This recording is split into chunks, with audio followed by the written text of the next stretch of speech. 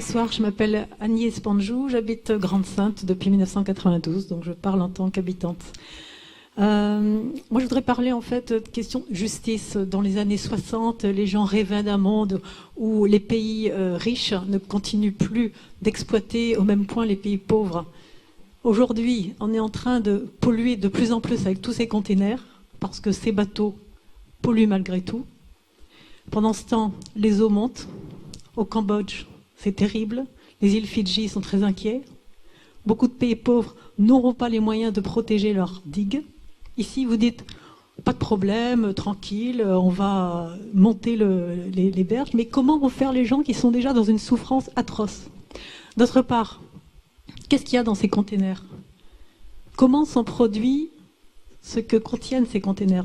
Dans quelles conditions de vie, de travail vivent les gens qui produisent?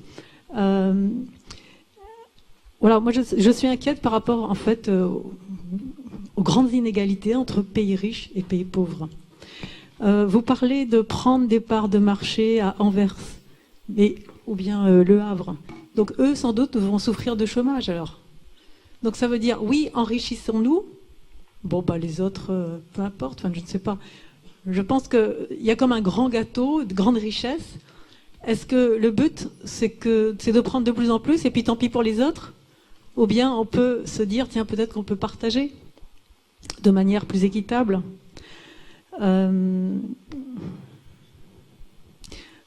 D'autre part, une question autre. Comment ça se passe pour les ferries pour Dunkerque? Est-ce qu'il y a un impact sur la compagnie de ferries? Ou bien les échanges avec la Grande-Bretagne par la compagnie continuera. Voilà, c'est tout ce que je voulais dire. Est-ce que c'est vraiment l'avenir obligatoire que d'augmenter tout le nombre de ces containers, sachant qu'on parle beaucoup de relocaliser pour éviter de la pollution toujours plus grande? Alors, plusieurs questions. Est-ce qu'on ne pourrait pas utiliser, par exemple, tous les terrains, les hectares, pour faire de la production maraîchère, pour faire du lait bio? Aujourd'hui, en France, semble-t-il, on n'arrive plus à fournir. Il y a 10% de gens qui n'achètent plus que du lait bio. On est obligé d'importer du lait bio. Bon, excusez-moi, peut-être que... Je suis désolée pour ceux qui pensent à l'emploi ou quoi. Peut-être qu'on peut trouver d'autres manières de créer de l'emploi et des conditions... Alors au fond, la question qui est posée, elle est récurrente, puisqu'il y a la discussion sur le mode de développement, qui est une discussion idéologique, politique, sur laquelle chacun se situe, mais quand même une question plus précise sur l'impact environnemental de toute la filière du transport maritime. Il y a une émission Arte l'autre jour, qui disait qu'un un porte-conteneur polluait autant que... moi, je n'ai plus le chiffre en tête, 50 millions, me dit-on, de véhicules automobiles. Puis après, on s'en prend aux automobilistes, Donc il y a manifestement un sujet qui est celui, alors je ne sais pas si la réponse est technologique, comme vous l'avez fait, mais qui est celui du bilan environnemental de toute la filière maritime. Comment vous vous situez par rapport à ça, même si encore le port de Dunkerque ne peut pas régler l'ensemble des problèmes, mais quand même. Ensuite, on a une deuxième question sur qu'est-ce qu'il y a dans les conteneurs. C'est une question qui revient de façon assez régulière. Dans l'Express de cette semaine, vous voyez, c'est pas un boulot gauchiste. Il y a un article sur les trafics de déchets, et notamment le trafic de déchets, je crois, dans le cas du port du Havre. Donc, vous voyez, c'est vos amis du Havre. Voilà, donc, qu'est-ce qu'il y a dedans, quoi? Quelle est la qualité? Quels moyens on a? Enfin, le service des douanes, je crois, au port du Havre, dit on en contrôle 1 sur 100. Donc, qu'est-ce qu'il y a dedans? Deuxième question que vous posez, madame, on est en plein dans le sujet. Et après, il y a la question de la concurrence entre les ports. Comment on répartit les choses? Je crois que vous trouvez facilement la réponse. Et puis, enfin, la question sur les ferries. Voilà, est-ce que j'ai bien résumé vos questions, madame? Je vous en prie. Alors, monsieur Raison ou monsieur...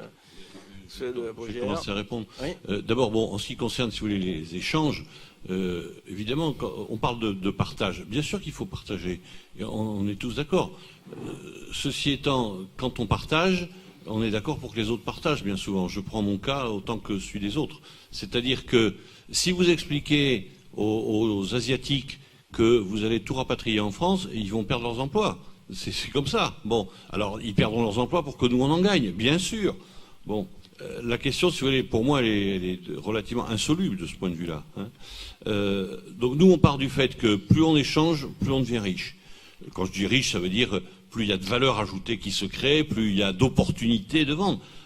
souvenez-vous qu'en France, il y a quand même aujourd'hui presque 30% de notre activité qui se fait vers l'export. Alors, est-ce qu'on peut demander aux gens qui reçoivent nos produits, mais que nous, on ne reçoive pas les leurs? Voilà, on est sur des questions qui sont compliquées, qui dépassent très largement le port. Et donc, je crois qu'il ne faut pas passer, on pourrait passer la soirée, voire la semaine sur ce type de sujet. Sur la partie, qu'est-ce qu'il y a dans les containers? Il y a tout ce avec quoi vous vivez. Hein. Ne serait-ce déjà que ce que vous portez aujourd'hui sur vous, les vêtements, les chaussures, les lunettes, tout, les lampes qui vous éclairent, tout passe par des containers aujourd'hui, hein, puisqu'on est, je crois, à 90% des marchandises dites générales qui sont transportées en containers. Donc tout est transporté en containers. Alors, est-ce qu'il faut les contrôler? Comment il faut les contrôler? Et c'est vrai, vous dites 1%, je crois que même quelquefois on est en dessous.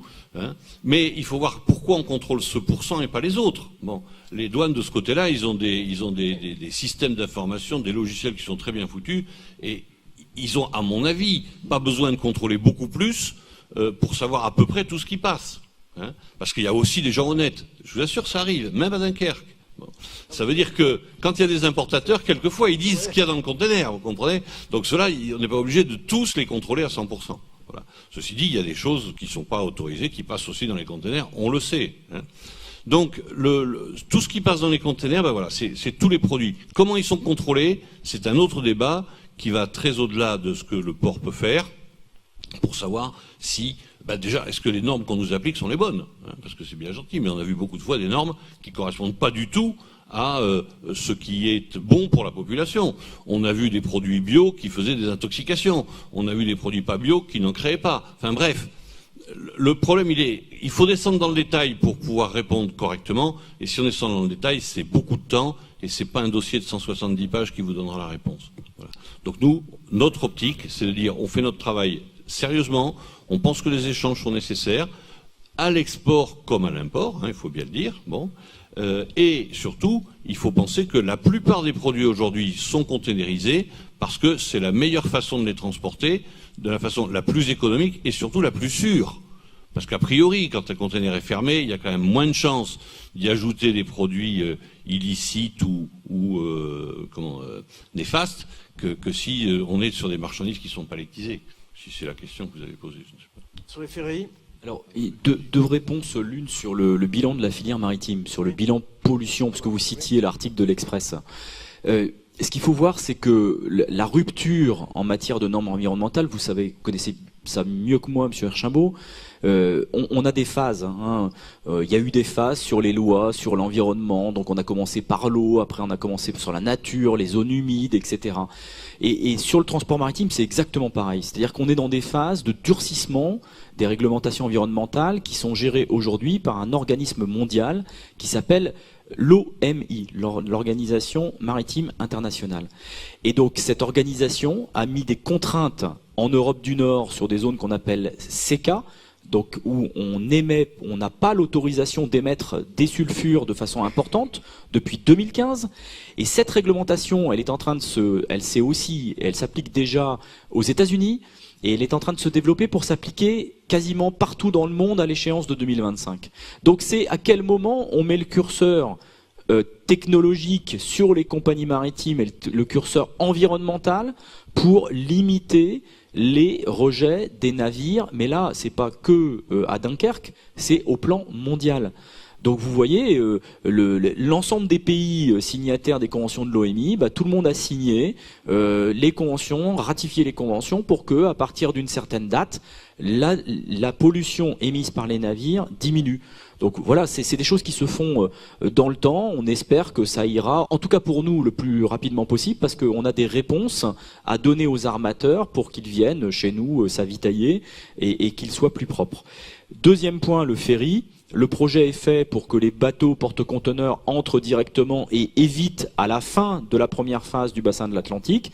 Il y aura un nouveau cercle d'évitage en fond d'Ars qui permettra aux navires de tourner et donc il n'y a pas d'impact sur le trafic ferry. C'est notre métier, le commandant du port est là. Notre métier, c'est pour c'est d'éviter qu'il y ait des conflits entre navires entrants, navires sortants, et que les temps soient les plus réduits possibles quand on a des appareillages ou quand on a des mouvements de navires. Voilà, ça répond à votre question par rapport à l'armada. Alors, on va prendre sur cette première partie 2 questions encore. Monsieur Carême, et vous, madame, ou monsieur, je ne sais pas qui est-ce qui vous pose une question. C'était vous, monsieur, madame, monsieur? Non, il y a quelqu'un qui avait levé la main, là. Voilà, c'était vous, madame, c'était vous, absolument. Et ensuite, on va passer à la deuxième partie. Je vous en prie, monsieur le maire. Est-ce qu'on peut avoir un micro, donner un micro à monsieur Carême? Quoique, il y a une voix qui porte. Tout ça est enregistré, hein. Tout ça peut se retrouver sur le site, tout ça est tout à fait transparent. Voilà. Juste reprendre 2 ou 3 choses qui ont été dites tout à l'heure. Bien évidemment, l'emploi me préoccupe au plus haut point. Mais pas n'importe quel emploi, parce que des promesses sur l'emploi, on nous en a déjà faites il y a un certain temps et depuis longtemps, et malheureusement, elles sont plus là, et aujourd'hui, on ne peut que pleurer dessus. Donc c'est vrai, c'est une vraie interrogation, parce que c'est sur l'emploi durable que je veux me poser. Tout le projet repose sur des chiffres, des prospectives. Et des prospectives à 2035. On dit on va prendre une part du trafic, et cette part du trafic peut nous monter à 2 500 000 équivalents 20 pieds. Moi, ça me laisse dubitatif. Parce que c'est pas que lutter contre le changement climatique, c'est pas que sur le transport. Ça remet en cause le modèle de développement, le mode de production, le mode de consommation, les lieux de fabrication. Et effectivement, la planète, elle va compter 10 milliards d'habitants en 2050, je pense. Mais ces habitants-là, ça sera en Afrique. Et est-ce qu'on va exporter tous nos produits vers l'Afrique, ou est-ce que les Africains eux-mêmes vont pas produire leurs propres produits pour leur consommation, comme les Asiatiques tentent de le faire aujourd'hui, et ne plus importer. Donc c'est vraiment tout ce modèle-là qui est interrogé aujourd'hui. Et les chiffres, là, je ne vois pas bien comment ils tiennent compte de ce modèle. Donc c'est une question que je pose, parce qu'on est là pour faire avancer un débat. Bien évidemment, il faut que le port se développe, c'est un outil important sur notre territoire. Donc il faut qu'on se pose les bonnes questions pour savoir si c'est effectivement dans ce sens-là qu'il faut aller, ou pas complètement comme ça. Et c'est tout le but de ce débat. Pourquoi je dis aussi que je ne veux pas de n'importe quel emploi? Parce que ça en a créé sur notre agglomération, il est vrai, mais ça laisse des ravages en termes sociaux. Il faut l'avouer, parce que les chiffres de Grande-Synthe, on peut aller chercher à Saint-Paul-sur-Mer et ailleurs, on a le même taux de chômage. On a quand même un état sanitaire de la population qui ne va pas bien. Les taux des cancers des voies aérodigestives supérieurs, le plus important de France. Là où il y a un indice 100 en France, on a 250 sur l'agglomération dunkerquoise. Donc on paye doublement le développement de notre agglomération. Et puis... on a le problème du trafic qui est posé, et on l'a survolé, alors je ne sais pas comment on va diffuser parce qu'il est déjà tard dans le débat et je me demandais si on aurait le temps. Mais moi c'est quand même une interrogation, cette augmentation du trafic qui va arriver, même, et je suis le premier, j'ai 5 véhicules hydrogène dans le parc communal, donc je suis le premier à défendre l'hydrogène comme un vecteur d'énergie pour pouvoir propulser les camions, les voitures, pour qu'on pollue moins dans l'avenir. Mais en attendant, on n'y est pas encore, et c'est donc quand même beaucoup de camions qui vont être mis sur les routes, 1 million pratiquement, beaucoup de trains qui vont arriver, mais ça c'est très bien. Et l'écologie industrielle, bien évidemment, je la défends, Stéphane Raison le sait, l'économie circulaire aussi, mais les difficultés de l'économie circulaire, c'est ce que vit Arcelor aujourd'hui, puisque je les ai rencontrés la semaine dernière pour en discuter, c'est que l'année dernière, ils ne brûlaient que 2 500 000 kilojoules de gaz, parce qu'ils avaient SRD qui leur en achetait 2 500 000. Aujourd'hui, ils en brûlent 5 millions.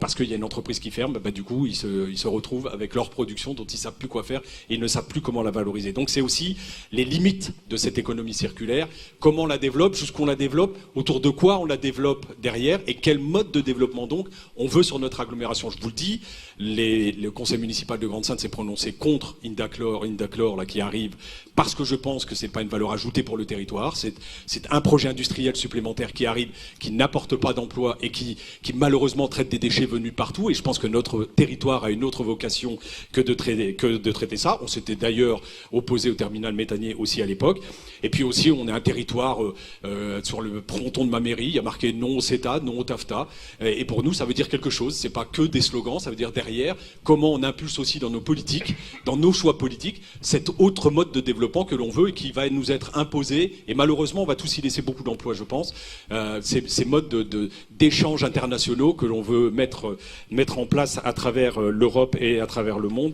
qui ne tiennent pas compte justement des emplois des uns et des autres, qui ne les protègent pas là où ils sont, qui ne tiennent pas compte aussi des normes environnementales que l'on veut s'imposer dans notre pays pour faire avancer la COP21. Et je pense qu'il y a urgence à faire.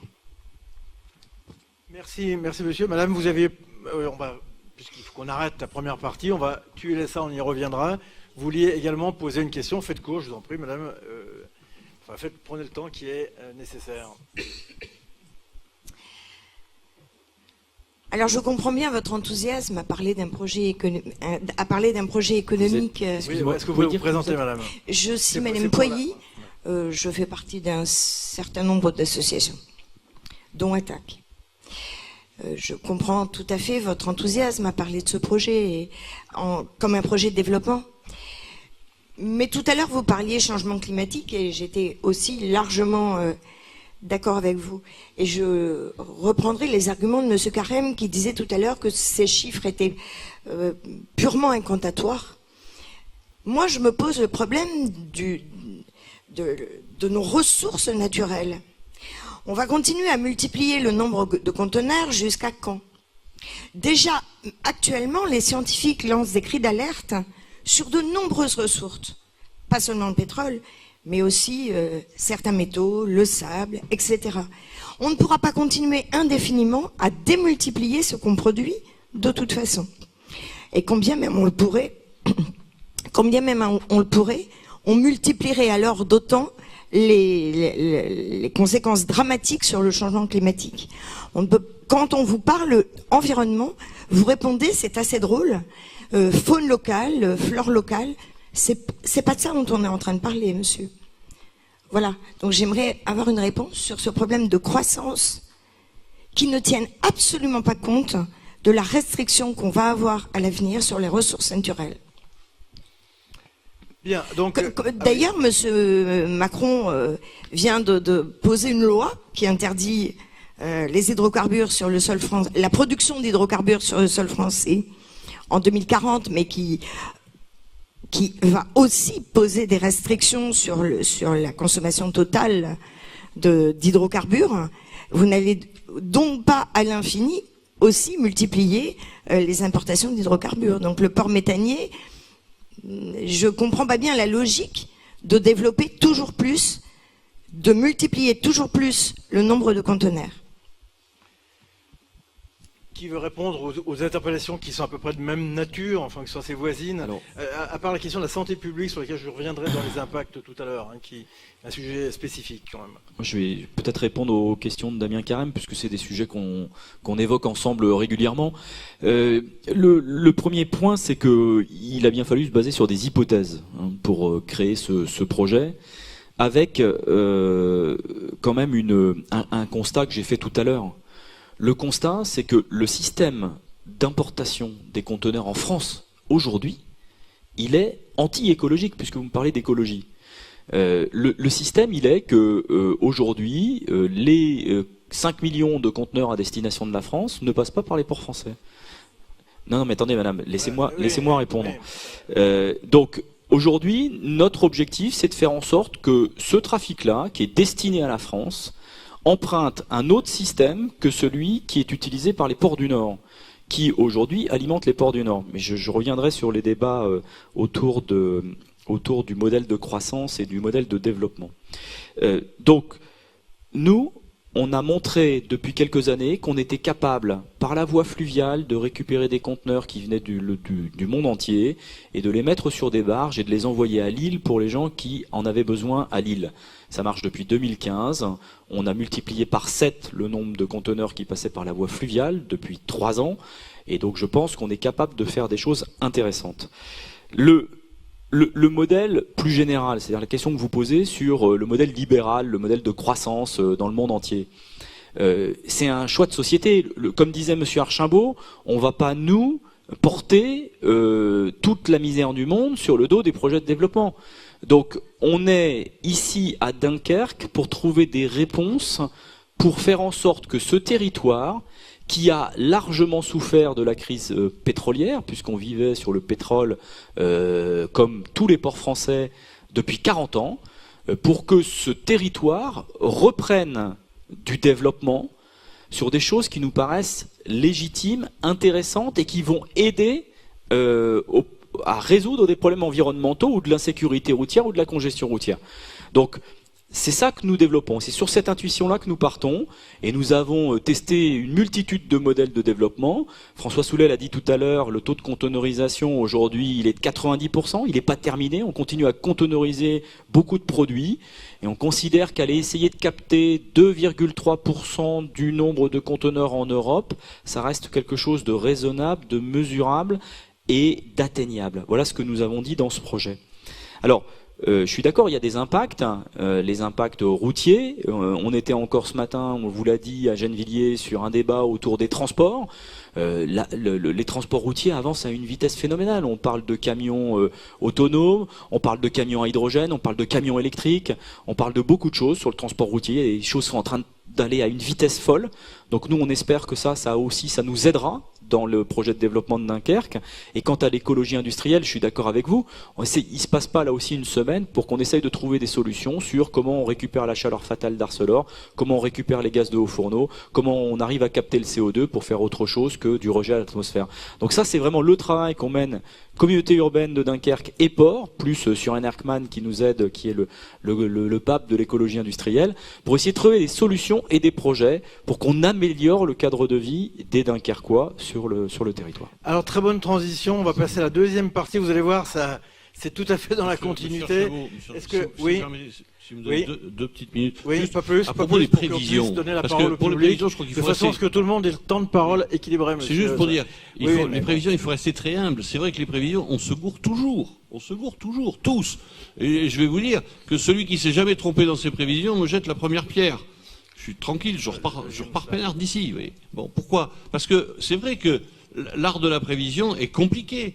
Je prends le cas des bateaux. Quand je suis arrivé ici au port en 2004, on m'expliquait, alors c'est pas le port, hein, c'est des armateurs, des constructeurs, enfin des chantiers navals, me disaient, de toute façon, jamais on dépassera 10 000 TEU sur un bateau, jamais, parce que il y aura deux moteurs, parce que l'acier machin, etc. On est à 22 000. Et si vous allez vous balader du côté de Hong Kong, ils commencent à parler de bateaux de 50 000. Alors je sais pas si on y arrivera à 50 000, hein, parce que dans les pétroliers, on était monté à 500 000, on est redescendu à 350. Donc, bien malin qui saura dire. La seule chose dont je suis sûr, c'est que si on ne se met pas en position sur des projets à très long terme, de pouvoir recevoir des bateaux plus grands et plus de flux, on est sûr qu'on les aura pas. Voilà. Alors ça, c'est la seule prévision que je peux faire, c'est que si on fait rien, on n'aura plus rien. Voilà. Après, on peut évidemment tous cultiver des patates et manger de la salade, mais ça suffit pas toujours pour vivre. Je crois que c'est pas exactement les arguments qui ont été employés. Donc, ce que je suggère, c'est qu'on passe donc à cette deuxième partie. Alors, moi, j'ai déjà noté des questions qui ont été posées par l'Assemblée.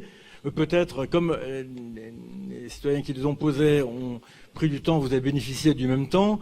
On a une question qui est posée, la question des camions. Revenons-y quand même. Hein. Les camions, c'est combien de camions supplémentaires, entre guillemets, et par où vous les faites passer? Ça, c'est une question qui est quand même récurrente, avec des effets. Les questions nous ont été posées, monsieur le maire le rappelait, des effets de santé publique. Là encore, quelle est la mesure des pollutions à éviter, la mesure, parce qu'il y a un certain nombre d'avantages au projet que vous indiquez, des pollutions générées, quel est le dispositif de suivi en termes de santé publique? Ça, c'est une question qui est posée. Il a été posé en tout début de la réunion une question qui touchait la coupure de la route, hein, à la gêne éventuelle ou à l'apport. Monsieur a donné un chiffre, peut-être faut-il que vous donniez votre vision des choses, la coupure de la route. Une question a été posée également sur... mais bon, peut-être on peut déjà s'en tenir à celle-ci. Donc le sujet, camion, combien, par où alors, oui, il y a la réponse technologique qui a été faite, hein, mais c'est vrai que vous avez répondu pollution de l'air, mais enfin, vous les mettez où les camions? Parce que ce que nous disent les gens, c'est la 16 entre là et là, ou la 25, c'est quand même pas si simple que ça. Donc il y a des problèmes d'embouteillage, des problèmes de sécurité, même si bon... Quelle est la réponse qu'on peut faire à ça? C'est-à-dire qu'il y a encore une réponse ça ne concerne pas seulement le port, ça concerne un problème de politique publique globale. Donc, mais on est aussi là pour débattre de ces sujets-là et pour les poser à qui de droit les questions qui doivent être posées en fonction d'un projet qui se présente à notre discussion. Donc, camions. Combien, quoi? Enfin, je crois que assez courageusement, vous avez annoncé des chiffres, d'ailleurs, assez clairement. Les choses sont sur la table. Voilà. Donc, est-ce que vous pouvez nous dire ce qu'il en est? D'accord. Alors, en termes de camions et en termes de chiffres, ce qu'on peut dire, c'est qu'actuellement, donc en 2017, il y a, en termes d'échange de conteneurs en provenance ou à destination du port de Dunkerque, 300 poids lourds par jour et par sens. Donc, ce que va induire notre projet, c'est à la fin de la phase 1, c'est-à-dire à peu près à l'horizon, on va dire 2027-2028, 1000 poids lourds par jour et par sens, donc 700 poids lourds en plus. Et à la fin de la phase 2, c'est-à-dire à partir, on va dire qu'on sera normalement en pleine activité avec 2,5 millions de conteneurs, c'est-à-dire en 2035, on aura 1400 poids lourds par jour et par sens. Alors, ce qu'il faut bien comprendre par rapport à la situation actuelle, c'est que ce qu'on va générer, c'est un trafic poids lourd qui ne va pas arriver en pointe. Ce trafic poids lourd va être étalé tout au long de la journée, ce qui n'est pas le cas actuellement. Alors pourquoi? Parce qu'en massifiant la quantité de conteneurs traités à Dunkerque, c'est-à-dire en ayant davantage de conteneurs traités, on peut opérer des terminaux 24 heures sur 24, 7 jours sur 7. Et donc, ce qui n'est pas le cas actuellement. Donc, tous ces conteneurs vont pouvoir être dirigés de et vers les autoroutes de manière étalée tout au long de la journée et tous les jours de la semaine. Voilà, donc il y aura un impact très différent par rapport à ce qu'on peut vivre. Et donc, quand on parle de chiffres très importants, là, on parle de 1400 poids lourds, ce qu'il faut bien se rendre compte, c'est que ce ne sera pas à l'heure de pointe, ce sera étalé. Santé publique, c'est une question qui a été posée. Comment on accompagne ça? C'est pas, je crois que la donnée, elle est sur la table. À partir de là, c'est qu'est-ce qu'on fait pour accompagner ça, en limiter les effets, si c'est possible de limiter. Et comment vous voyez ça? L'accompagnement en termes de santé publique, de bruit, de place sur l'autoroute. Quelle est la réponse que vous pouvez faire? D'ailleurs, vous avez commencé à répondre un peu sur le site du débat. C'est une inquiétude ou une question qui est largement posée. D'autant que votre réponse, c'est aussi que vous soustrayez des camions qui sont sur la route, qui sont par ailleurs, et que vous les faites passer par ici. Donc le solde, enfin voilà, la réponse, elle est sur la table. Après, Monsieur Raison, est-ce que vous pouvez nous dire ce qu'il en est exactement? L'accompagnement. L'accompagnement, il est bien entendu. Alors, on est au stade du débat public, donc on n'est pas encore dans les études de détail, dans une étude d'impact sur le projet. Donc on ne dispose pas encore de toutes les études. J'espère qu'on aura quelques données complémentaires et quelques éléments de réponse, notamment en matière de bruit, par rapport à la RN 316, puisque c'est par là que les camions vont repartir des terminaux pour aller vers les autoroutes. Est-ce qu'on a une carte là? Est-ce qu'on peut avoir? On peut avoir une carte, oui. C'est juste parce que même moi, enfin que je commence à connaître à peu près, mais. Voilà, Monsieur Lebris. Donc la N316, c'est par là que ça s'écoule. Pour ceux qui connaissent, donc c'est la route qui démarre à l'échangeur 53, donc sortie Lonne Plage, et qui va vers le terminal à conteneurs. Donc c'est une 2x2 voies qui débouche sur l'autoroute. Donc la réponse que vous a faite Erwan, c'est qu'il y a deux types d'accompagnement. L'accompagnement que vous avez vu tout à l'heure dans la réalisation des terminaux, c'est que nous allons disposer de beaucoup de quantités de sable pour remblayer les zones, et qu'avec du sable, on peut faire des merlons le long de la RN 316, et que ces merlons sont les meilleurs protecteurs en matière de bruit routier. Des deux côtés d'ailleurs. Donc ça fait partie des accompagnements potentiels. Deuxième chose, mais là aussi vous allez dire que je fais que des réponses techniques ou technologiques. Malheureusement, j'en ai pas d'autres sous la main à ce stade. C'est l'évolution même du transport routier, on l'a dit tout à l'heure, en matière de technologie, camions électriques, camions à hydrogène, camions au GNL, pour pouvoir effectivement limiter les nuisances qui vont être générées par ce flux important de camions. Vous avez eu raison de poser cette question. Voilà pour ça. Alors après, ce que vous avez vu tout à l'heure dans une des slides de la présentation, c'est à quel endroit on va aller, puisque le but c'est la desserte du nord de la France. On va aller prioritairement dans l'est de la France par la voie ferroviaire. On va aller prioritairement dans le sud des Hauts-de-France par la voie ferroviaire et pas la voie fluviale, après la réalisation de cette Nord que nous appelons nous aussi de nos voeux. Et nous allons aller dans une partie du territoire qui est plutôt proche de Dunkerque et donc plus atteignable par la route.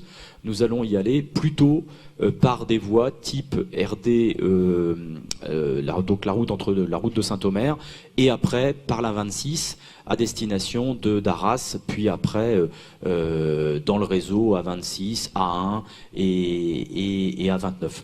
Voilà, ça ce sont les réponses Donc on va affiner ces éléments-là d'ici, je pense, la fin du débat, parce que nous travaillons actuellement sur une carte de répartition des trafics en fonction des destinations et en fonction des zones de l'Hinterland que nous allons capter. Parfait. Sur la départementale... C'est ce que vous voyez là. Vous voyez la captation de l'Hinterland. Donc sur la partie gauche, vous avez en bleu foncé, ce que nous captons aujourd'hui avec les parts de marché. Vous voyez que plus on s'éloigne en fait du port de Dunkerque, plus la part de marché diminue. Et ce que vous avez sur la droite, c'est en fait l'échéance donc de récupération des trafics. Et vous voyez qu'en fonction des zones, on va y aller soit par la voie ferroviaire, soit par la voie routière. Et donc ça sera précisé au fur et à mesure du débat. Sur la coupure de la RD, enfin ex-nationale, sur la question qu'a posée le monsieur sur qui la est parti coupure, sur la coupure, c'est vrai que c'est une réponse que nous avons faite aussi lors de la première séance. Première phase du bassin de l'Atlantique, donc première série de terminaux. On fera le tour du bassin de l'Atlantique en passant sous l'ouvrage d'art qui existe actuellement. Vous savez, le pont qui enjambe au-dessus de la RD 601. Donc on fera le tour en fait du bassin. Temps de déviation 45 secondes. Et surtout, cette voie, nous voulons la dédier demain aux circulations douces et aux véhicules légers et au transport en commun, ce qui va améliorer la sécurité, ce qui va améliorer le transport et la liaison par rapport à aujourd'hui, une mixité entre le trafic poids lourd et les autres trafics. Donc ça, c'est un point positif. Deuxième élément, deuxième phase donc du bassin, toujours la même circulation, mais là on est un peu plus long dans les temps de trajet puisqu'on est autour de 3 minutes. Mais surtout, ce qui est le plus intéressant, c'est ce que vous avez en vert clair sur les deux plans, c'est-à-dire la création d'une nouvelle route entre la RD, alors c'est celle qui part de l'échangeur 54, je me rappelle plus de son numéro, la route qui mène à Gravelines.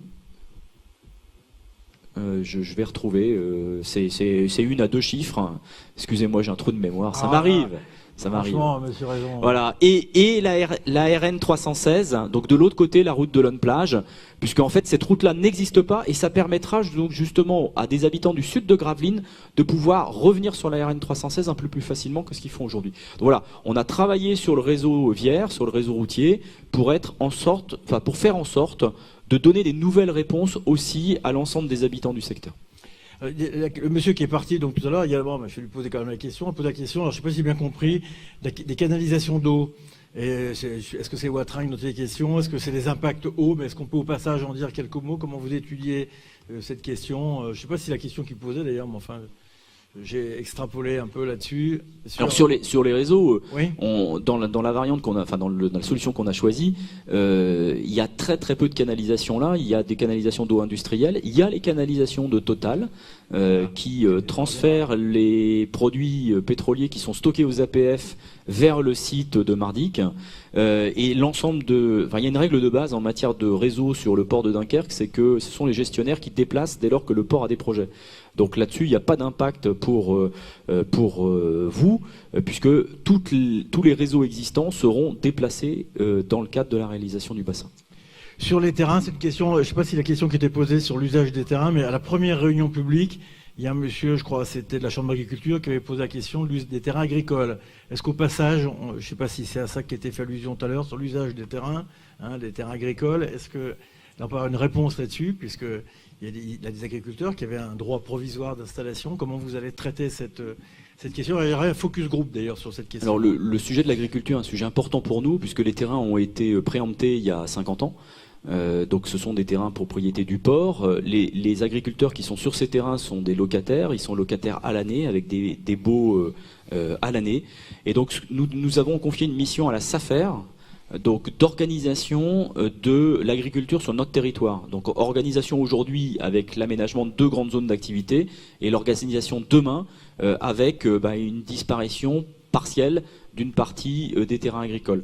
Donc ça, nous l'avons mis dans les mains des spécialistes de l'agriculture et nous allons le gérer avec les départs de ces agriculteurs au fur et à mesure du temps, puisque nous voyons que depuis un certain temps, les agriculteurs quittent ce territoire.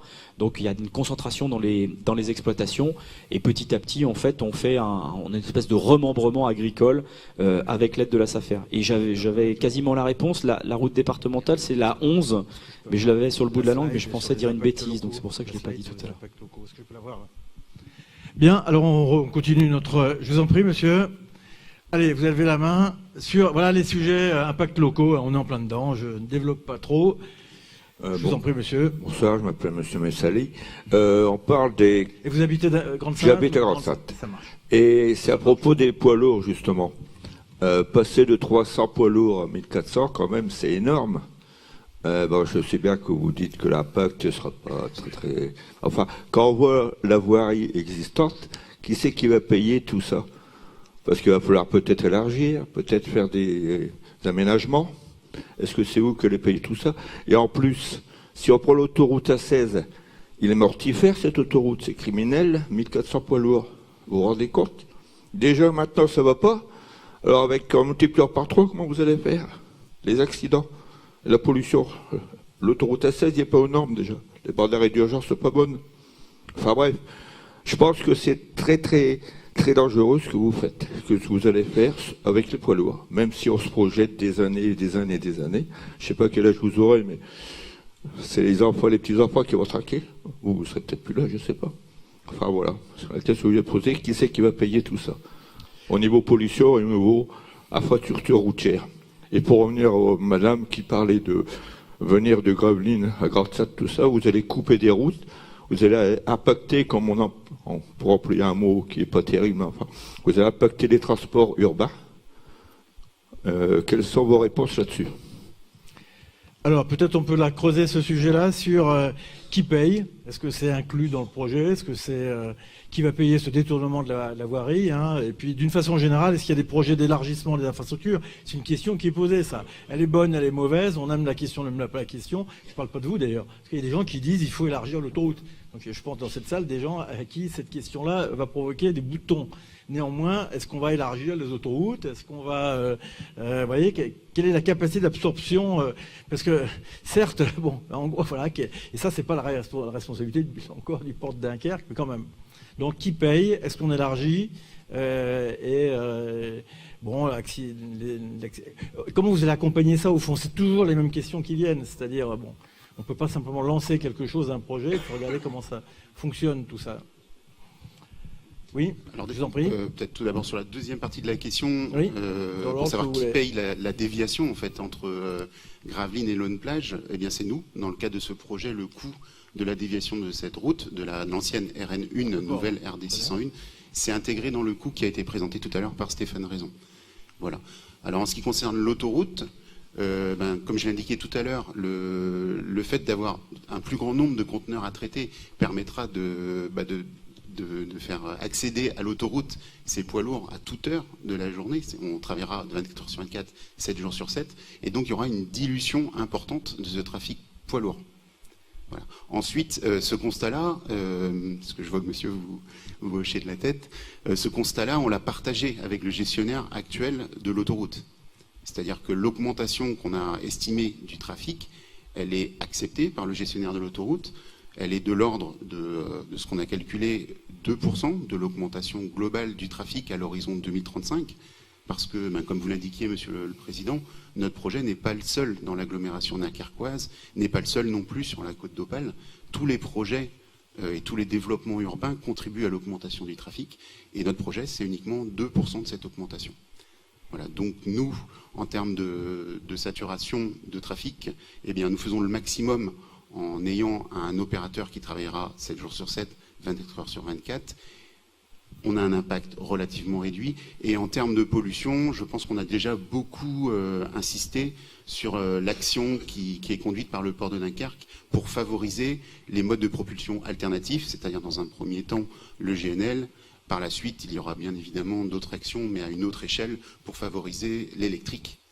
et d'autres solutions dont nous n'avons pas encore connaissance. Alors, dans le même ordre d'idée, toujours le monsieur, je crois qu'il est parti là tout à l'heure, il a posé une question sur est-ce que vous êtes sûr que SNCF et VNF, enfin la voie d'eau et le chemin de fer, vont pouvoir, puisque vous envisagez une part supplémentaire plus importante modale, cette question a déjà été elle est posée de façon régulière. Pourquoi ? Parce que si on ne peut pas les mettre sur la voie d'eau et si on ne peut pas les mettre sur les trains, alors là, c'est plus 1400, c'est encore un plus grand nombre. Donc voilà, est-ce qu'il y a une cohérence au fond ? Là encore, vous n'êtes pas responsable ni de VNF, ni de SNCF Réseau, ni etc.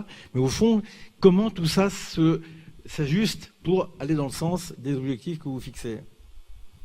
Premier point sur les capacités de réseau, parce que je pense qu'effectivement, c'est effectivement une très très bonne question et un point très important. Sur le fluvial, aujourd'hui, le port de Dunkerque, c'est 3 millions de tonnes sur le fleuve, sur les canaux.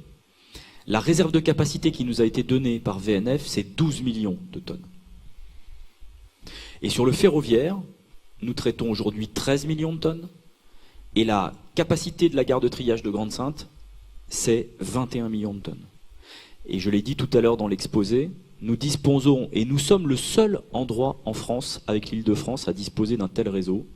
Nous disposons d'un réseau ferroviaire avec une double voie électrifiée pour aller vers l'est de la France. Ce réseau a été remis en état, amélioré et continue d'être amélioré depuis 2011, puisque j'étais là en 2011 la première fois. Il y a d'énormes travaux qui ont été faits par RFF à l'époque. Et de l'autre côté, pour descendre vers le sud de la région, nous disposons de 3 itinéraires différents pour aller vers l'Oise. Là aussi, en double voie électrifiée, avec un réseau qui est de très bonne qualité. On n'est pas dans le sud-ouest, on n'est pas dans la traversée par le fret de la région parisienne. Nous avons une chance inouïe ici de pouvoir mettre sur des trains et sur des barges des quantités importantes de marchandises qui aujourd'hui ne passent pas par ces modes-là. Donc voilà, les gestionnaires de réseau nous ont donné des assurances et il n'y a pas de coûts cachés. Le projet que nous montrons, c'est un projet qui comprend tous les coûts. Les coûts de déviation de la RD 601, les coûts d'aménagement des zones logistiques, les coûts d'aménagement des terminaux ferroviaires sur le terminal à conteneurs qui nous permettra de nous connecter au réseau conteneurs, enfin au réseau ferroviaire.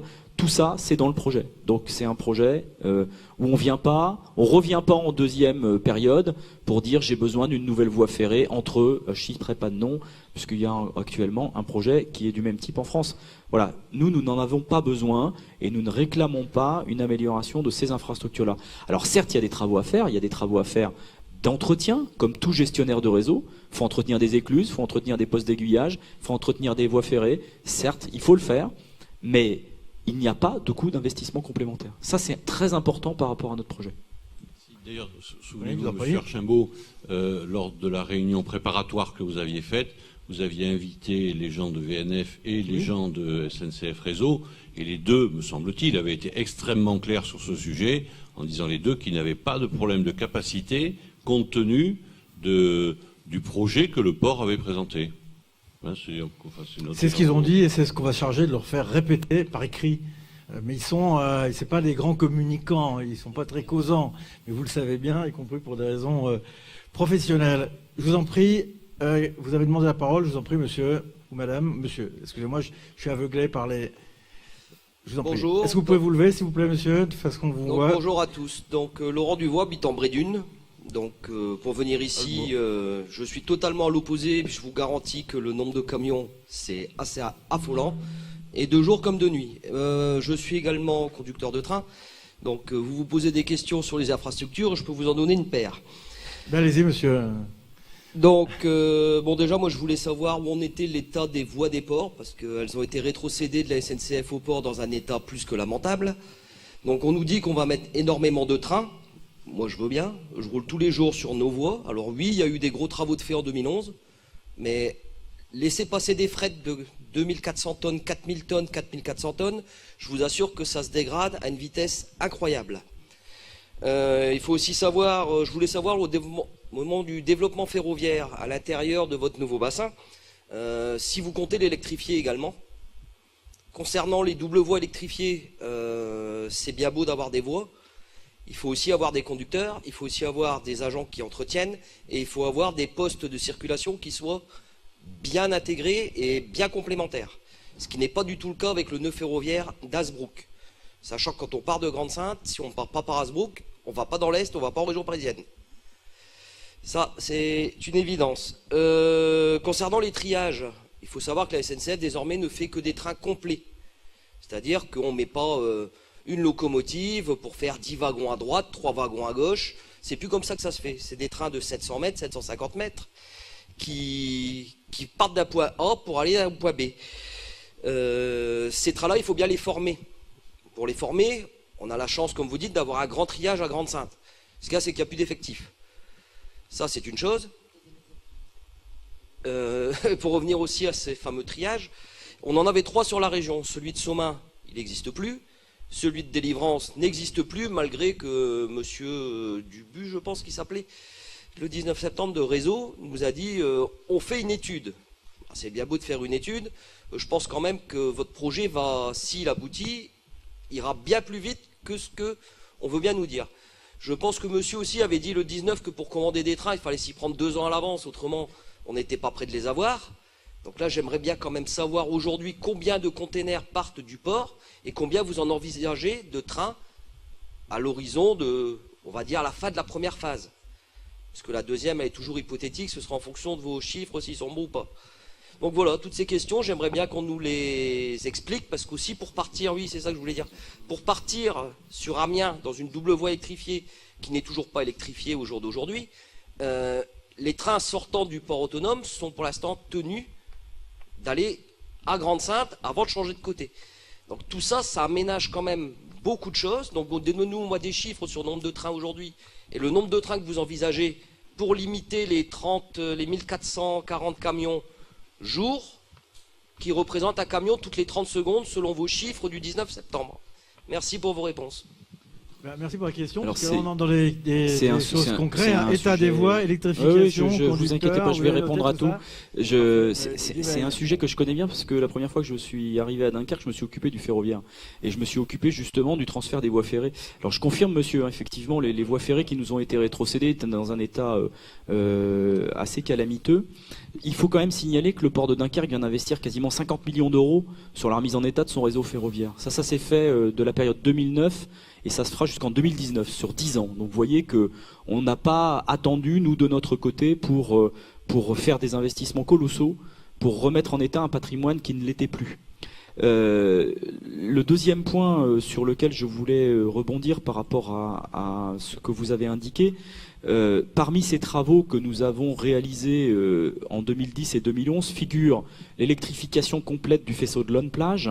Donc le faisceau de Lonne-Plage, c'est celui qui n'est pas très loin d'ici, qui est en parallèle du terminal à conteneurs.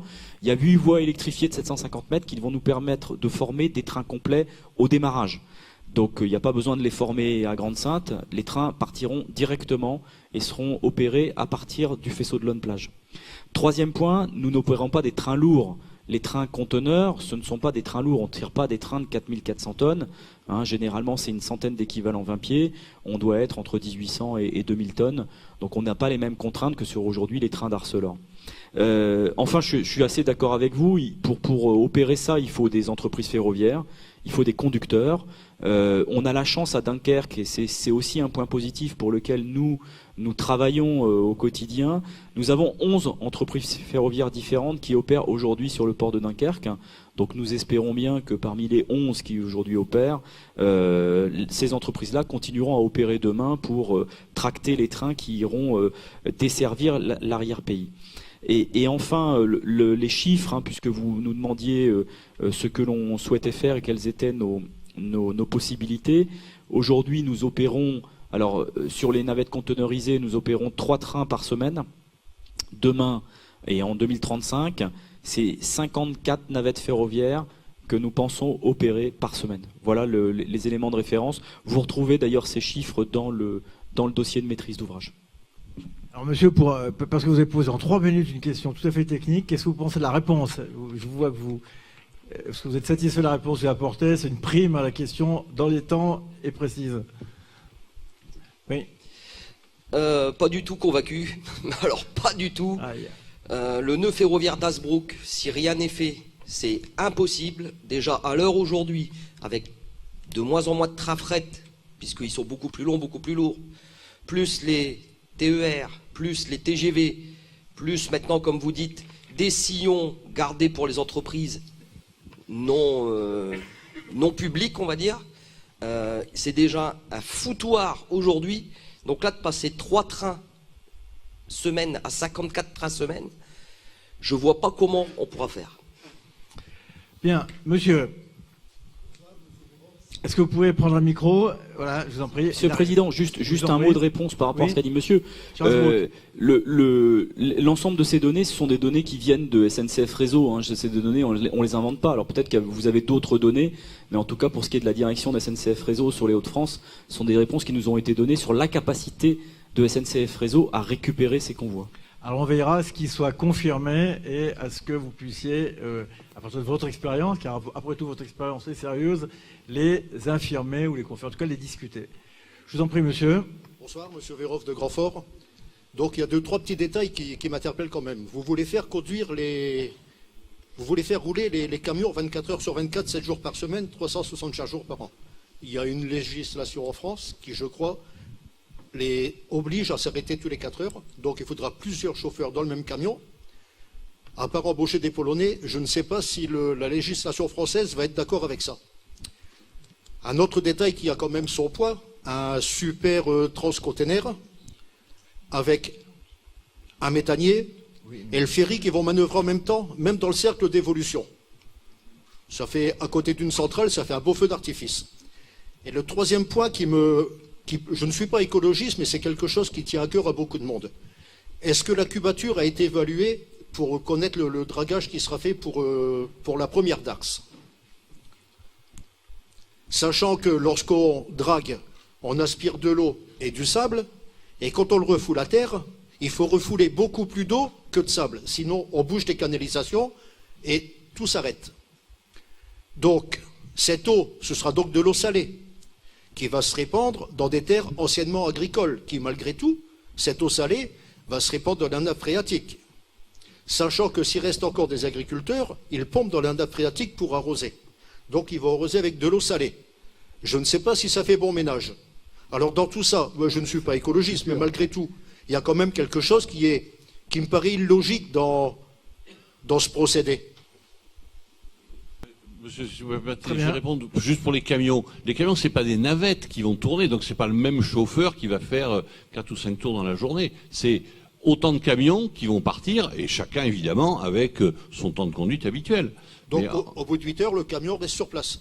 Toutes les 4 heures, le chauffeur est obligé de s'arrêter pour prendre 1 heure de repos. C'est la loi. Non, mais il a quitté la zone. Il a roulé pendant 4 heures depuis Dunkerque vers un autre point. Oui, s'il va jusque Strasbourg, de Dunkerque à Strasbourg, il va mettre combien? En voiture, vous mettez 6 heures, à camion, met 10 heures. Non, mais Strasbourg, on ira en train, nous, a priori. Mais enfin, on peut y aller en camion aussi, bien entendu. Mais pourquoi pas utiliser la voie fluviale? Mais je suis... Ah non, la voie fluviale par Strasbourg. Enfin, ici, on peut passer par le Rhin, remonter, passer devant Anvers, leur dire bonjour, Rotterdam, leur dire bonjour, et redescendre. Si, il n'y a que ça, hein, pour l'instant. En voie fluviale, il n'y a que ça. Je ne vois pas par où vous pouvez passer en voie fluviale si vous voulez aller de Dunkerque à Strasbourg. Bon, donc on va regarder ça d'un petit peu près. Et sur les impacts eau, nappe phréatique, eau salée, dragage, l'opération de dragage, en fait... Avec le méthanier.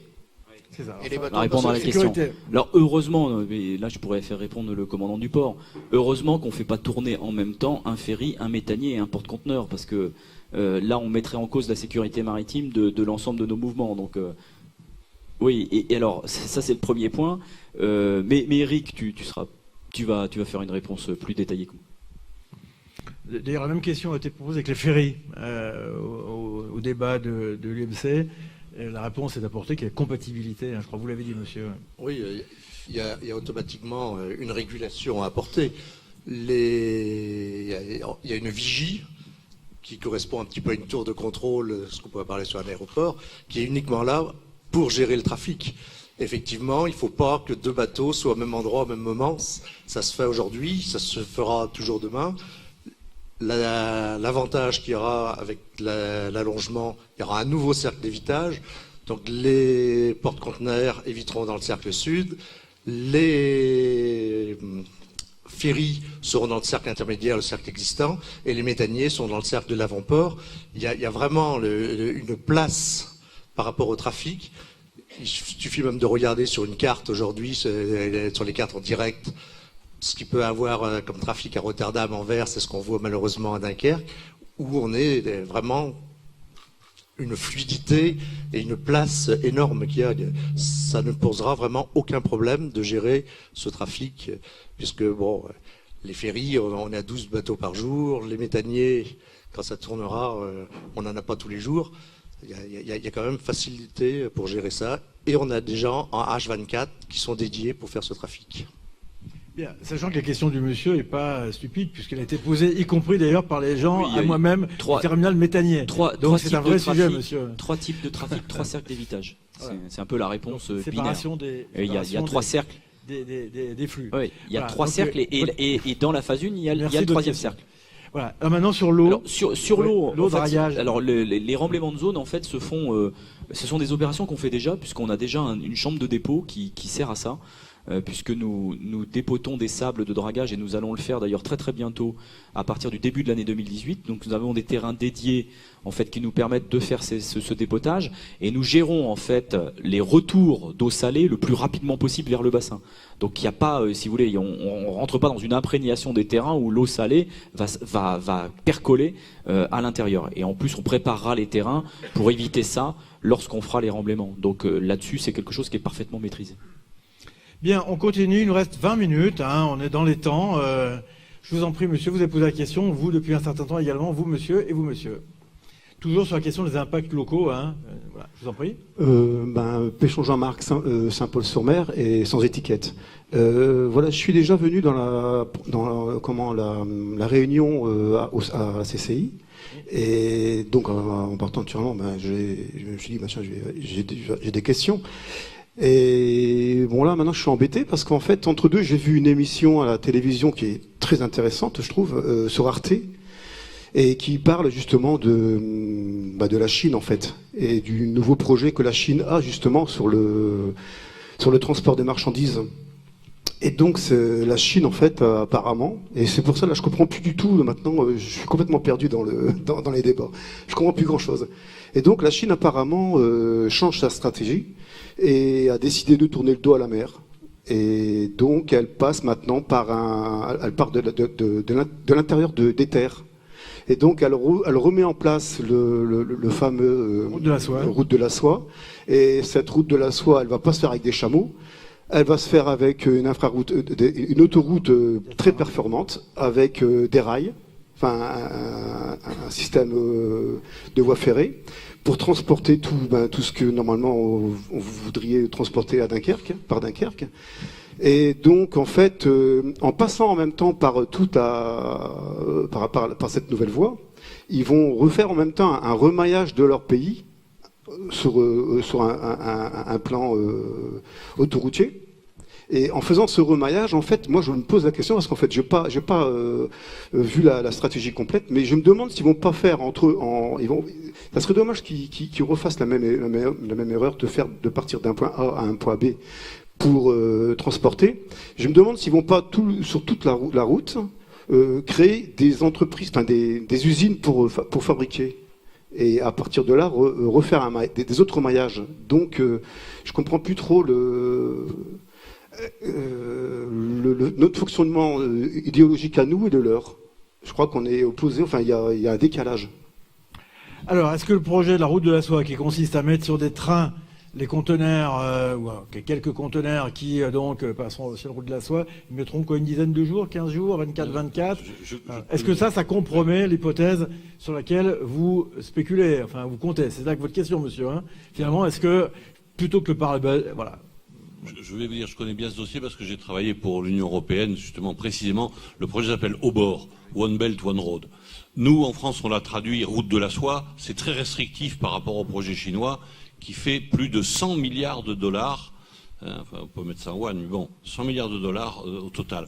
En fait, les Chinois, de mon point de vue, mais je vous donne mon point de vue, ils essayent de créer un système de transport de fret tout autour du monde qui leur permettent de s'affranchir des points où les Américains sont incontournables. C'est-à-dire le canal de Malacca, enfin le détroit de Malacca, le canal de Suez, le canal de Panama, et entre autres justement toute la route qui va de l'Asie vers l'Europe. Donc leur idée, c'est de reprendre les routes ferroviaires, effectivement, entre l'Asie et l'Europe, pour les utiliser. Mais, et je vois aussi les émissions auxquelles vous faites référence, les gens voient pas bien les pourcentages qui sont en jeu.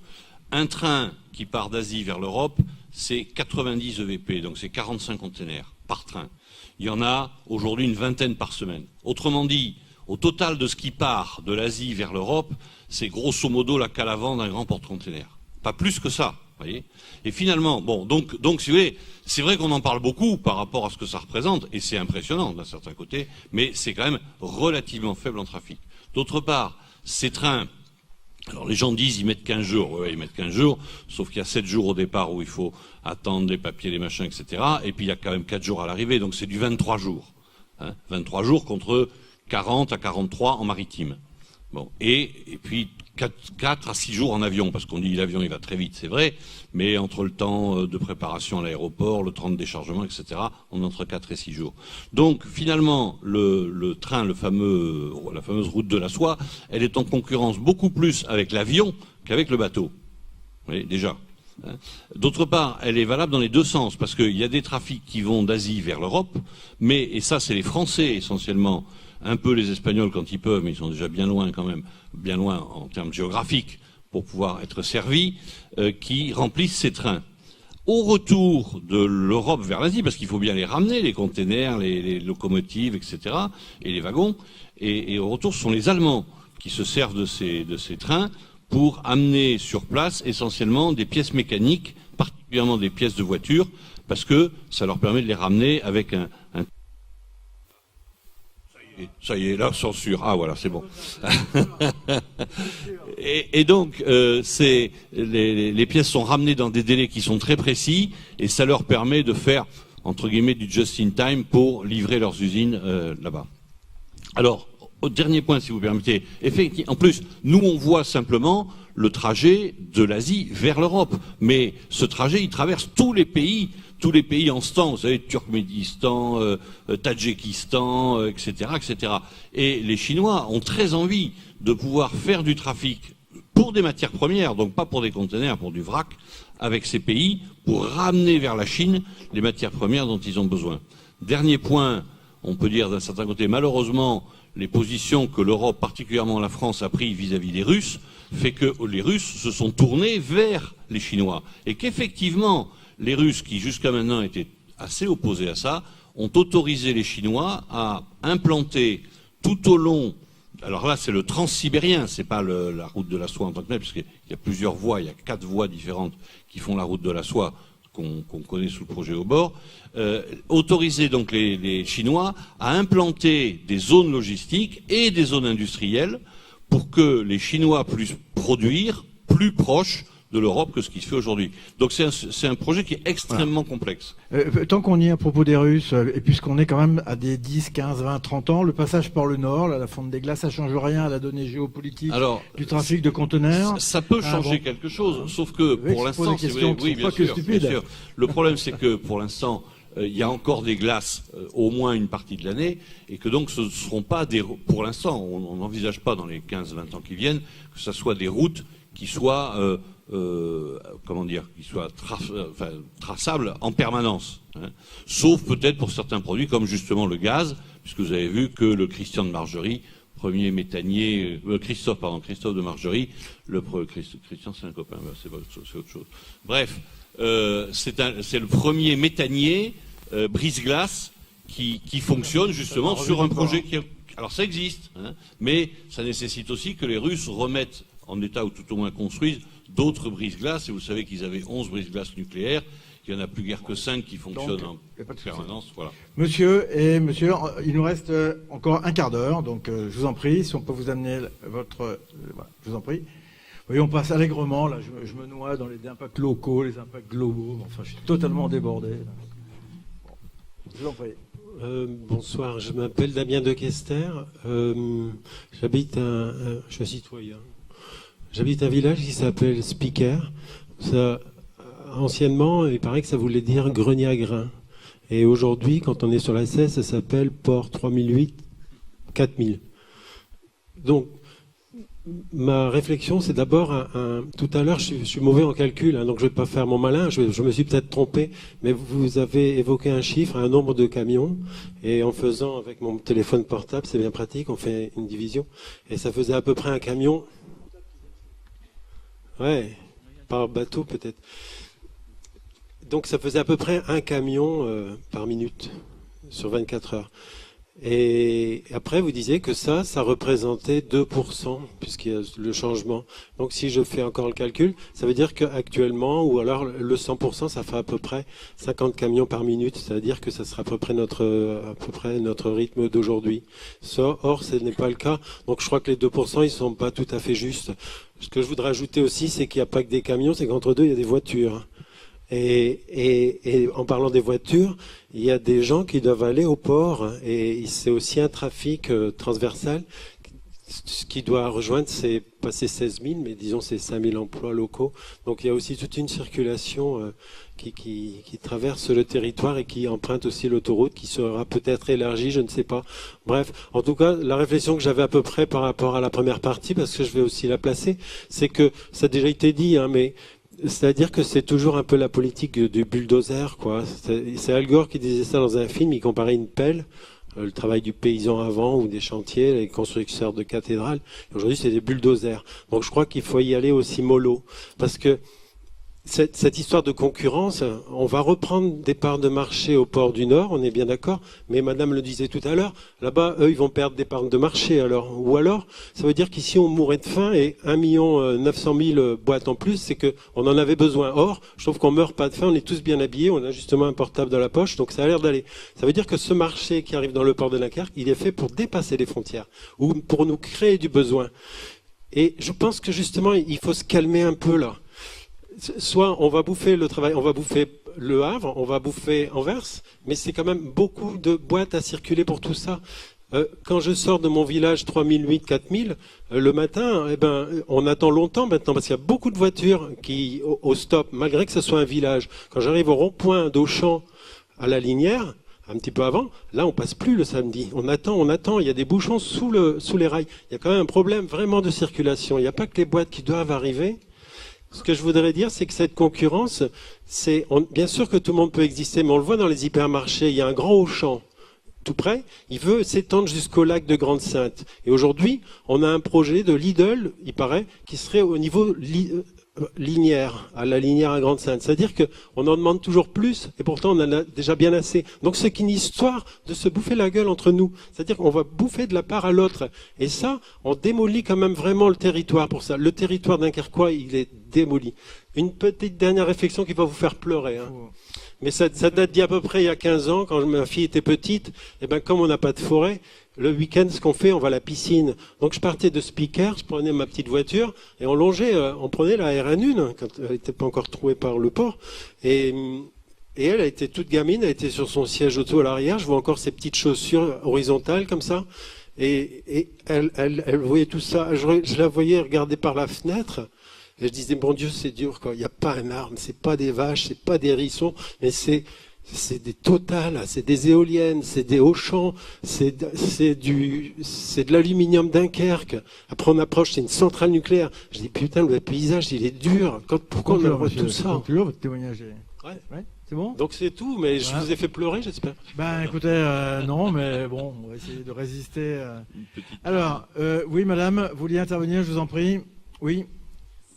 Bonjour, je suis Myriam Santune, je suis écologiste Europe Écologie Les Verts, mais je suis aussi représentante syndicale. Donc la question de l'emploi, je la connais un petit peu. Et en plus, je suis dans le champ du travail social, donc la précarité et les questions de santé, je connais un peu. Il y a quelques années, il y avait le long de la chaussée des Darses des éoliennes qui partaient pour le parc anglais qui se construisait, le parc d'éoliennes. Donc là, l'Angleterre a fait un choix différent de ce qu'on fait en France, de faire un autre parc éolien, d'en construire construire plusieurs de parcs éoliens offshore. Et je ne vois plus le long de la chaussée des Darses d'éoliennes qui partent pour l'Angleterre. Donc je me pose la question. Donc ça, c'est pour l'éolien offshore. Donc est-ce qu'il y a eu des choix de la part du port de ne pas... de faire des choix du vrac et pas de l'éolienne. Et l'autre question, donc toujours par rapport à l'éolien, mais l'éolien terrestre, j'ai rencontré cette semaine un ingénieur qui habite à quelques kilomètres d'ici, puisqu'il habite à côté de Calais, et qui est salarié d'une entreprise allemande qui donc crée des construit des éoliennes partout dans le monde. Et donc cette entreprise allemande était au port de Dunkerque. Et donc il m'a dit que son entreprise était partie au port du Havre parce que il n'y avait pas en fait de construction ici sur le territoire local. Il n'y avait pas cette politique-là. Et donc du coup son entreprise allemande était partie sur le port du Havre. Donc je me posais la question. Donc pourquoi? Donc c'était pas du tout un problème de quai ou de profondeur, hein. C'était pas du tout, hein. C'était par rapport à la zone effectivement dans laquelle il livre les éoliennes. Voilà, c'était ma réflexion par rapport à ça. Et mon autre réflexion, c'est par rapport aux données que vous avez de la Banque mondiale. Là, je suis quand même par rapport à la Banque mondiale, j'ai quelques réserves quand on voit le nombre, ce qu'on appelle les éléphants blancs en Afrique. C'est tous les grands projets inutiles qui ont été construits, qui ont utilisé beaucoup d'argent public et en fait qui ne répondaient absolument pas aux besoins de la population. Donc vous en avez en Afrique pas mal et avec des chiffres qui étaient annoncés, avec effectivement le support de la Banque mondiale et du FMI à l'époque. Donc voilà, je me questionne par rapport effectivement à l'analyse de la Banque mondiale, de la pertinence de l'analyse de la Banque mondiale. Parfait, merci madame pour avoir tenu exactement dans le temps. Donc quand même, il y a deux choses. Il y a les chiffres de camions. Est-ce que vous confirmez les 2% il y a cette question qui a été posée. Après, il y a une question, évidemment, monsieur, vous l'avez dit avec une certaine émotion, mais comme la question du paysage, quoi. Alors qui ne relève pas une fois de plus seulement la question du port, mais où vit-on, quoi, comment, enfin, cette interpellation, elle est permanente, quoi. Comment on tient compte de ça, vous, tout le monde, voilà.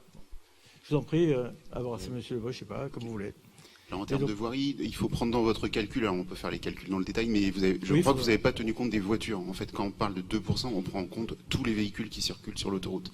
C'est pour ça qu'effectivement, on arrive à un chiffre plus faible. Mais parce que les PL et les VL, donc les poids lourds et les véhicules légers, dans son ensemble. Voilà, c'est le trafic dans son ensemble qui pénalise la... Oui, mais ce taux-là, c'est le taux actuel lorsqu'il y a un ferry qui arrive et des poids lourds qui rejoignent la 16. Donc ce chiffre-là, Donc voilà, ça la réponse, elle est claire, nette et précise. Mais l'expérience du monsieur... Il n'y a pas qu'un seul sens, il n'y a pas qu'une seule route, donc il faut... Voilà, mais l'expérience du monsieur, elle est aussi celle que nous ont dit des dizaines de gens, à tort ou à raison, moi je ne suis pas de là. Enfin, c'est quand même qu'on a du mal à sortir de la route, que c'est bouché, etc. Donc il y a sans doute, de toute façon, une question qui est encore une fois posée en général, d'organisation générale des flux et des circulations pour l'ensemble des usages, y compris pour les transports collectifs. Cette question, elle mérite d'être posée, me semble-t-il. Ah, ça, c'est voilà. Donc, puis après, on posera la question des sources sur les emplois. Là, sur la Banque mondiale.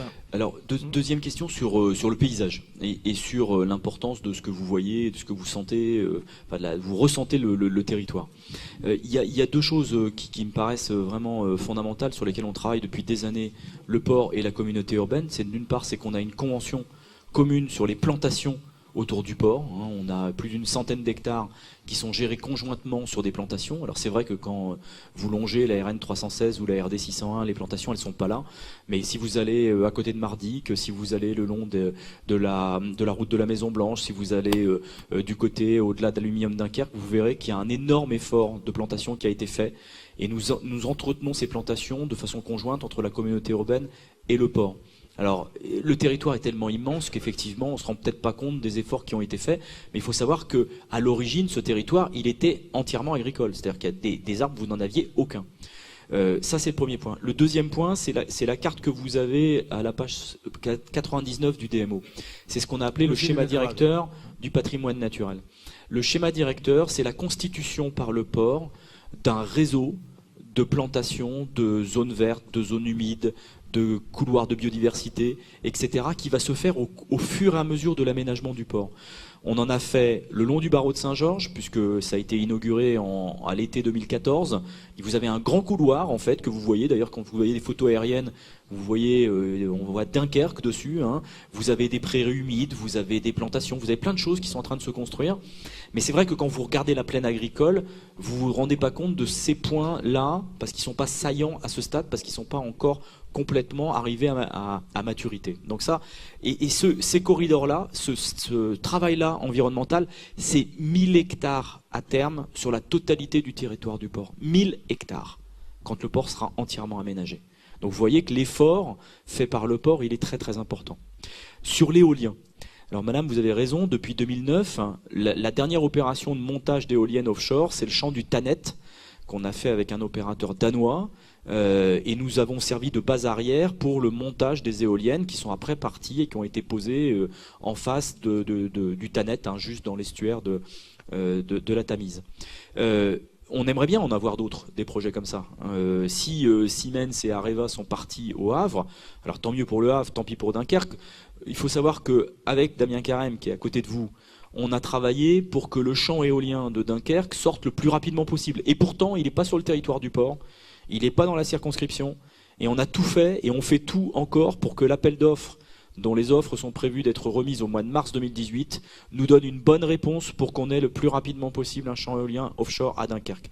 Ça nous donnera la capacité de pouvoir faire de l'assemblage, faire une autre filière, et pour tout vous dire, on a validé il y a 10 jours avec les services techniques de la communauté urbaine une plaquette de promotion pour les éoliens offshore sur Dunkerque, en remplacement de quoi? En remplacement de la raffinerie SRD, parce qu'on voudrait réutiliser l'intégralité de la parcelle de SRD pour faire de l'aménagement éolien et faire du montage d'éoliennes et avoir des choses qui soient un peu différentes de ce que vous avez l'habitude de voir. Donc ça, ce sont des projets en cours, mais c'est vrai que c'est un peu loin du conteneur, mais on n'oublie pas toutes ces technologies, on n'oublie pas qu'on est dans la transition énergétique, on est un port multi-énergie et on va essayer de faire un maximum d'énergie renouvelable. Juste un autre exemple, hein, sur les hangars de TMT dans le cadre du projet Placoplate que vous avez vu dans la presse il y a 3 semaines, la toiture du bâtiment, ça sera une toiture en panneaux solaires. C'est la première fois qu'on va en faire.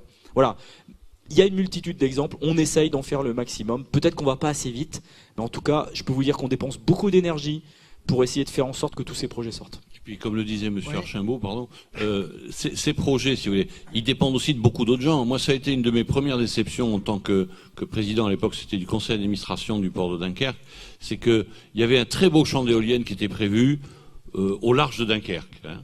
Il y avait 70 éoliennes, quelque chose comme ça, et c'était vraiment, c'était, je crois, Total et Shell, il me semble, qui voulaient faire ce projet.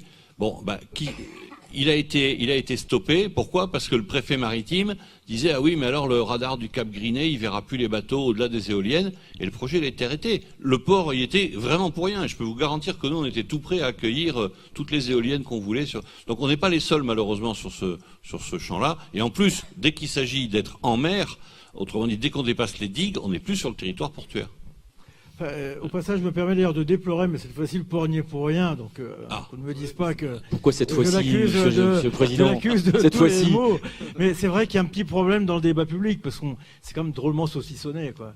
C'est-à-dire qu'on va discuter du port, ensuite on va discuter des éoliennes, ensuite on va discuter de la façon dont on peut avoir une politique industrielle qui ressemble à quelque chose, s'il peut être dit qu'on n'en a pas, de l'environnement. Enfin, on a une difficulté quand même dans l'organisation du débat stratégique, etc. Mais ça, évidemment, à ce stade, vous n'y pouvez rien. Et du coup, vous êtes amené à porter des questions qui ne sont pas exactement de responsabilité. Par contre, votre responsabilité quant à la référence à la Banque mondiale, ça c'est bien vous. Oui, dans le BMO, c'est un constat. Parce que la dame dit en gros, enfin, elle n'a pas dit ça parce qu'elle est courtoise, elle dit en gros, ils sont pas trop fiables, la Banque mondiale. Non, c'est que, enfin, à mon avis, là où ils sont fiables dans ce chiffre qu'on donne, c'est que c'est pas de la prospective, c'est un constat. Ils prennent tous les ports du monde, ils prennent le nombre de containers qui passent par ces ports, et après ils comptent le nombre d'emplois qu'il y a dedans. Alors évidemment, il y a toujours un débat. Est-ce que par exemple le coiffeur qui coiffe les marins, est-ce qu'il fait partie du paquet ou pas? Est-ce que que tel type d'activité fait partie du domaine portuaire. Ça, on peut discuter. Mais en gros, si vous voulez, quand tout le monde, vraiment, sincèrement, tout le monde se met d'accord sur un chiffre comme ça, on peut considérer qu'au niveau d'une moyenne, il a un sens. Et on va interroger la Banque mondiale. On en parlait tout à l'heure, on allait s'apprêter à aller voir comment la Banque mondiale faisait ses calculs. Indépendamment de la Banque mondiale, la Banque mondiale, c'est le chiffre qui est sorti partout dans tous les séminaires mondiaux sur le conteneur. Donc voilà, on reprend cette donnée parce qu'elle est simple. Maintenant, nous, on a mieux que la Banque mondiale. On a des études qui ont été faites par la CCI ou par d'autres sources qui évaluent le nombre de conteneurs, le nombre d'emplois générés par conteneur. Donc on l'invente pas, c'est factuel, sur des études d'ici. Donc on peut dire que la Banque mondiale se trompe, elle n'est pas très fiable, etc. Là, nous, on a d'autres sources concordantes qui sont d'ailleurs meilleures ici à Dunkerque que les chiffres de la Banque mondiale. Alors on va avoir un séminaire emploi. Il y a un séminaire emploi 3 temps, comme la danse du même nom, je crois. Donc premier temps, combien d'emplois, dans quel secteur et à partir de quelle méthodologie pour établir ça. Deuxièmement, quel type d'emploi, pour qui, comment, quelles conditions de travail, des problèmes de santé publique. Puis troisièmement, quelle formation. Donc on va passer au crible un peu, on reviendra sur la question que vous posez. Alors, j'ai besoin de l'assentiment de l'Assemblée pour qu'on joue un tout petit peu les arrêts de jeu, parce qu'on est au bout du compte. Bon, ça va, vous ne pliez pas, donc vous vouliez poser une question, monsieur. Je voulais que vous vouliez redemander la parole. Oui, ouais. Bonsoir à tout le monde. Voilà, moi j'ai été docker de 70 à 93. Vous êtes monsieur Monsieur Hasbrook Patrice. Très bien. Puis tout ce que vous discutez là, je le connais sur le bout des doigts. Puisque j'ai inauguré la première brigade des dockers qui a inauguré, j'étais dedans pour inaugurer le nouveau port, le port ouest. Et à l'époque, on nous expliquait que ça allait être l'Eldorado. Et puis on a vu au fil des ans le trafic détourné. Et puis, le coup de grâce en 92, j'ai fait partie des incarcérés, puisqu'on se battait pour notre port. Et puis après, ils ont proposé une place, et puis voilà. Mais en réalité, je suis devenu après artisan pêcheur. Et là, des problèmes qui ont commencé, avec les quotas, et puis les fameuses éoliennes, parce que je connais très bien votre sujet, avec Elf et Total. Donc on a quand même réussi à mettre une grosse épine dans le pied à Michel. Si vous me comprenez. Donc il a pas. C'est Michel Delbar. Qu'on comprenne nous. Michel Delbar. Donc il a dû reconnaître que ces fameuses éoliennes, ils étaient bien éventuellement sur une île déserte. Donc pour en revenir là, parce que c'est un peu tout. Pour en revenir à l'Angleterre, c'est quand même. Il faut savoir que c'est 9600 éoliennes. Et que nous, à Dunkerque, en 2005, si on ne s'était pas battu, il n'y avait plus de pêcheurs. Que c'est un cercle qui va tourner dans toute la mer du Nord et c'est un programme de 10 milliards d'euros. Donc si vous allez voir sur Internet, vous faites des recherches, vous allez tomber sur le cul parce que c'est vous qui allez payer. Mais en même temps, là, ils sont en train de construire une EPR quand même en Angleterre. Donc je voudrais parler plus sérieusement des petites questions toutes bêtes. Parce qu'un porte-conteneur de 18 000 boîtes, là, ou 22 000, la Lloyd qui assure ces gros bateaux qui peuvent faire exploser une compagnie d'assurance, je ne sais pas le problème qu'ils posent là quand ils doivent rentrer, s'il y a un méthanier qui arrive ou qui est en déchargement. Je ne sais pas ce qui se passe avec la compagnie d'assurance qui assure le conteneur. C'est une petite question comme ça. Je voudrais... Brexit... ah oui, par rapport au Brexit... j'ai entendu, je me suis informé un petit peu, et j'ai entendu que Felixstowe voulait créer un port complètement en zone franche, parce qu'ils ne vont pas rester les bras croisés. Et puis on sait très bien, quand on connaît l'histoire de Dunkerque, qu'on remonte juste 300 ans en arrière, les intérêts financiers, ils sont en renverse. Donc je ne crois pas qu'ils vont se laisser embêter par Dunkerque. Donc qu'est-ce qu'il y avait encore Oui.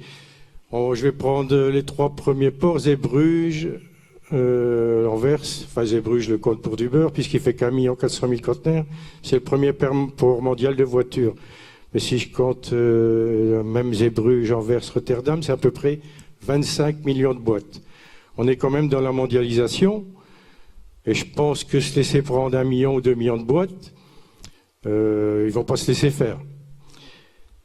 Mais c'est vrai que c'est des vastes sujets beaucoup plus techniques, hein, là, j'abrège. Et je voudrais poser une petite question. Oui, et donc une dernière, puisque vous... Une petite dernière, c'est... J'ai découvert maintenant qu'un fonds, là c'est plus intéressant parce que là c'est des pépettes, qu'un fonds d'investissement qui a été créé en 2005, et c'est un fonds d'investissement et de fonctionnement qui s'appelle Meridiam. J'aimerais en savoir un peu plus sur ce fonds qui, d'après ce que je comprends, représente 40% dans le port de Dunkerque. Ah, c'est ce que j'ai vu maintenant. Bon, moi, on va répondre à votre question, monsieur. Je viens pour apprendre. Alors, voilà, vous avez posé une série de questions. Effets sur la pêche, au passage, parce qu'il y a évidemment le problème des éoliennes, mais est-ce que vous avez étudié les effets sur la pêche de l'extension du port, enfin, qui s'ajoute à d'autres effets? Monsieur Hasbrook connaît bien le sujet. Il n'y a pas d'effet. Le trafic, pour ce qui nous concerne, je parle du trafic maritime. Hein. On emprunte le chenal depuis le DIC et on rentre dans le chenal. Donc le chenal ne change pas et vous, jusqu'à preuve de contraire, vous pêchez pas dans le chenal. Je suis pas sûr. Enfin, ils pêchent, donc normalement, pour nous, il n'y a pas. On emprunte un chenal existant, balisé, qui nous permet de partir de Calais et d'arriver jusque dans le port.